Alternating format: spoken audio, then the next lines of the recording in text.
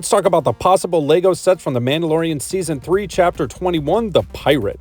I've got 4 picks for this list, with the first one being suggested by Thomas Richard and Donald V.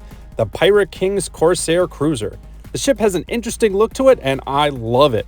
The front end reminds me of the Hammerhead Corvette first seen in what show? Let me know in the comments. Now, the rest of the design I believe would make for a great playscale set, retailing in the $160 range. I'd love to see LEGO get those stripes without using stickers. The belly of the ship would have those cannons, and the minifigures would include the Pirate King, this Smee looking ugnaught, and several of those micro snub fighters. Well, and of course, we'd get some pirates along with it too.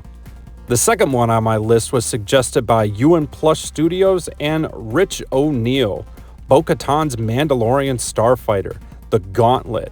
Now, this ship has been featured heavily this season, carrying everyone from Mando and Grogu to the Mandalorian clan and even dragon babies.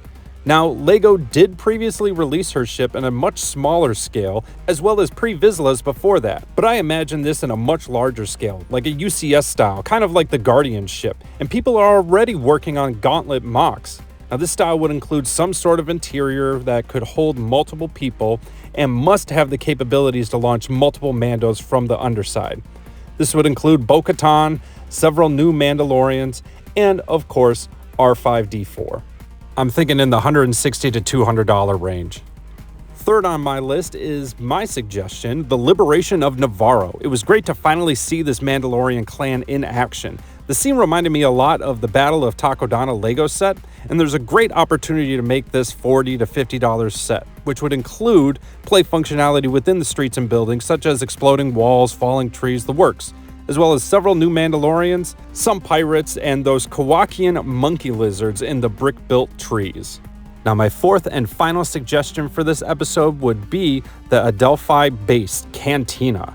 Now, this would be very similar to the Cantina from 2018, and it offers a great opportunity to include tons of Easter eggs, like Imperial helmets, Imperial probe droids, and some new printed cloths. Now, the set would have to include at least 5 minifigures. We're talking Captain Teva, Trapper Wolf, Jib Dodger, Sash Ketter, and of course, Zeb.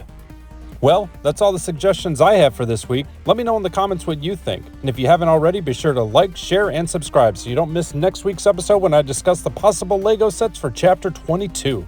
I'm Mikey Brickman, and thanks for watching.